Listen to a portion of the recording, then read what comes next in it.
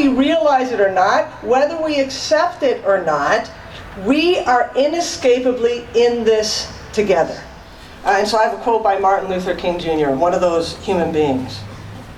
Through our scientific and technological genius, we have made of this world a neighborhood, and yet we have not had the ethical commitment to make of it a brotherhood and sisterhood. We have got to do this. We must all learn to live together as brothers and sisters, or we will all perish together as fools. For some strange reason, I can never be what I ought to be until you are who you ought to be. This is the way God's universe is made. This is the way it is structured. Lots of people have been asking me, why? Why today?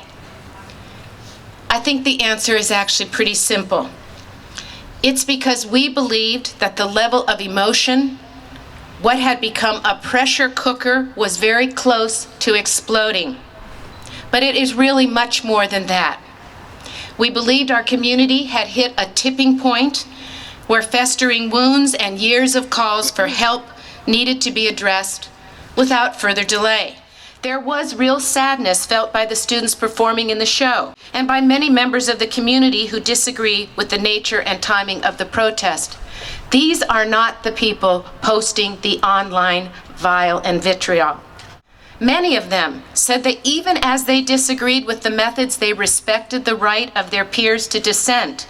Their maturity and sense of civility can be a model of civility to all of us.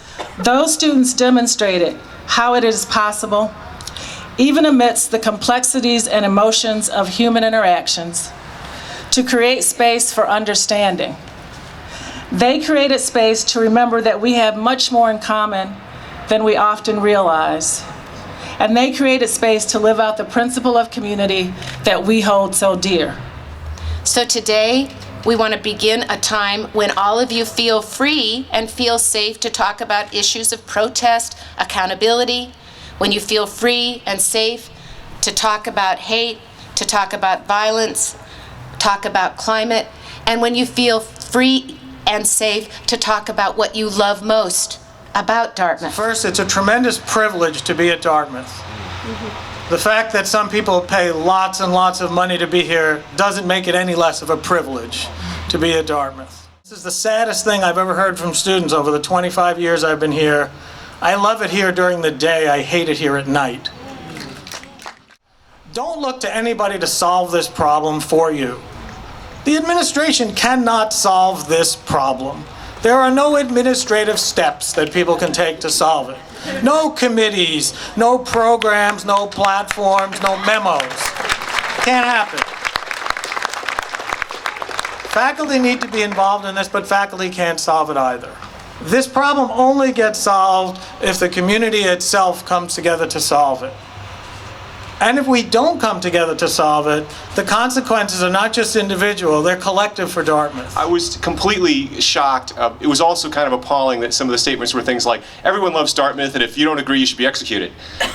And I thought, well, so now I sort of understand why we have writing 5 required for everybody. The people in the room, and not just the students, but the administrators, thought that because things like this had happened before, and because we hadn't successfully prosecuted very many of them, and because the trustees hadn't talked about it recently, that somehow we were tacitly okay with it. That because I don't talk about this in class, and because the faculty don't pass resolutions, that we think that this kind of hate speech is okay. Nobody is okay with it. There is absolutely no one, other than perhaps 5 or 6 whack-jaw wingnut perpetrators, that is okay with it.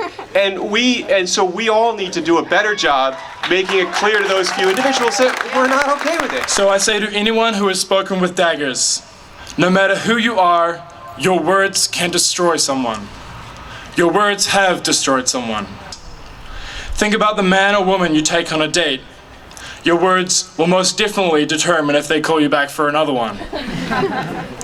Be cognizant about your actions and whom you influence.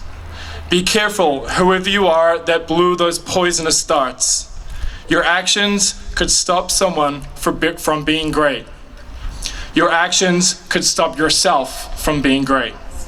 The more I think about it, every time I hang out in a room of a friend who has a Dartmouth Indian Head poster on their wall, or any time I decide to pick up that Dartmouth Indian Head t-shirt and put it on, I'm a part of this. Every time I refer to my friend as my gay best friend, I'm a part of this. These are things that are easy to not do and things that are easy to do. But they're easier not to do because I can choose not to hang up that poster. I can choose not to pass out Dartmouth Indian Head t-shirts to prospective students and incoming classes. That's a choice, y'all. That is a choice. I invite you to move your conversations beyond surface level issues that don't get at the heart of what's plaguing our community. Take this opportunity to be vulnerable and discuss the deeper issues that are tearing at our seams. Whether we accept it or not, we are inescapably in this together. We know that. We are here together. And so let us do something differently today. Let us stand up. Let us speak. Let us listen. Let us show up. Let us learn and let us aspire. Thank you.